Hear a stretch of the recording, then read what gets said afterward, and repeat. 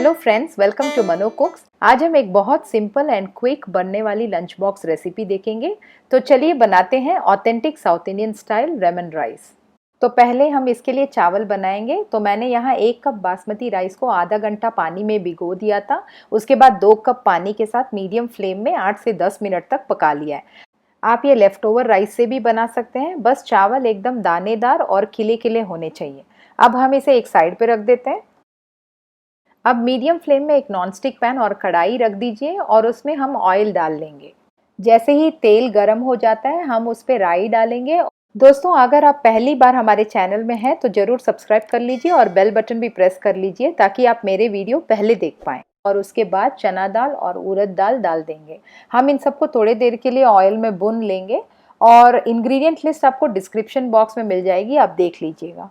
अब हम इसमें मूंगफली डाल देंगे। इसके साथ अक्सर काजू भी डालते हैं। मेरे पास नहीं था तो मैंने नहीं डाला है, आप ज़रूर डाल लीजिएगा। चावल में क्रंची सा मूंगफली और काजू बहुत ही अच्छे लगते हैं, तो हम इसे थोड़ी देर के लिए ऑयल में भून लेंगे। अब हम इसमें सूखी लाल मिर्च डालेंगे, साथ ही हरी मिर्च भी डाल देंगे। सारी चीज़ों को थोड़ा समय बाद ऐड करना ज़रूरी है ताकि अगले इंग्रेडिएंट्स डालने से पहले उसका स्वाद तेल में आ जाए।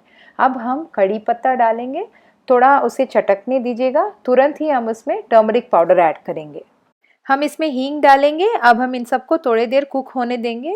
दोस्तों, मेरे चैनल में ऑथेंटिक कर्ड राइस की रेसिपी है, ज़रूर आप ये वीडियो देखने के बाद चेक कर लीजिएगा। मैं लिंक डिस्क्रिप्शन बॉक्स में दे दूंगी और ऊपर राइट साइड में कार्ड्स में भी ऐड कर दूंगी। इसके बाद इसमें हम एक सीक्रेट इंग्रेडिएंट ऐड करते हैं, ग्रेटेड कैरेट। ये लेमन राइस में एक बढ़िया फ्लेवर और एक बढ़िया कलर भी ऐड करता है, तो इसे स्किप मत कीजिएगा।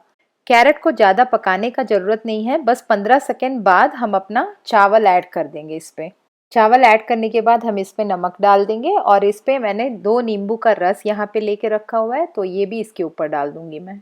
अब इसको हम हल्के हाथों से अच्छे से मिला देंगे। कोई भी चावल सफ़ेद नहीं रहनी चाहिए और टूटनी भी नहीं चाहिए।